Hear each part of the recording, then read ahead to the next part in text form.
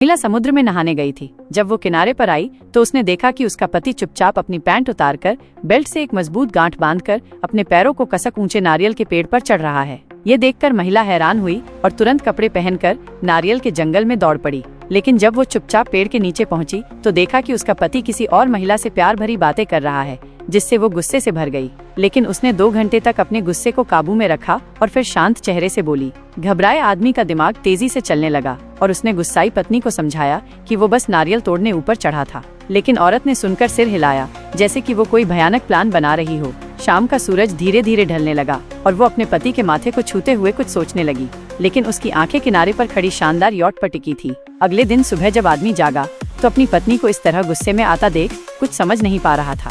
पत्नी ने उसे थोड़ी देर वहीं ठहरने के लिए बोला। पत्नी की बात सुनकर आदमी को यकीन नहीं हुआ, लेकिन उसने प्लान के अनुसार चलने का फैसला किया। उसने सोचा कि जब उसकी पत्नी पानी की तलाश में जाएगी तो वो चुपके से पीछे जाकर सच्चाई का पता लगाएगा।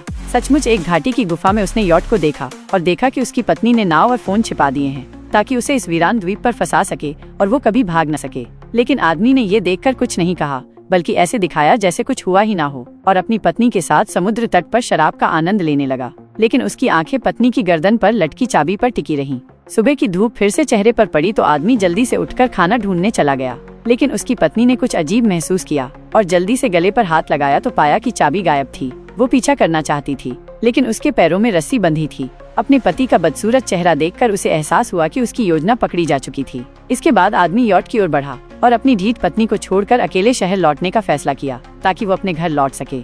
हैरानी की बात ये थी कि औरत ने खुद को रस्सी से छुड़ाया और सामने से उसका पति को रोकने का कोई विचार नहीं लग रहा था। लेकिन आदमी ने इस पर ध्यान नहीं दिया।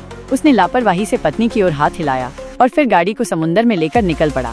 लेकिन उसे बिल्कुल भी एहसास नहीं हुआ कि तेजी से चल रही यॉट के नीचे एक मोटी रस्सी चट्टान से कसकर बंधी हुई थी, जो ज्यादा दूर नहीं जा पाएगी। धोखे का शिकार हुआ आदमी हैरान रह गया।